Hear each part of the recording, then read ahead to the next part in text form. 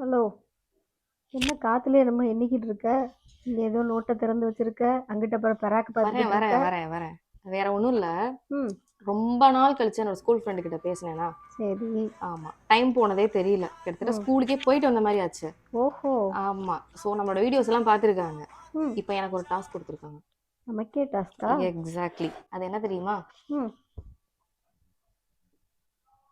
So FRIEND friend. ம். ஆமா, so உன்னை பொறுத்த வரைக்கும் ஃப்ரெண்டுனா என்ன அப்படின்னு என்கிட்ட கேட்டாங்க. சரி. ஸோ அதை பத்தி நம்ம சொல்றதுக்கு பதிலாக எழுதி எப்படி டிஸ்கிரைப் பண்ணலாம்? என் ஃப்ரெண்டை பத்தி நான் எழுத போறேன். கவிதை எழுத போறியா? ஆமா, கவிதையா?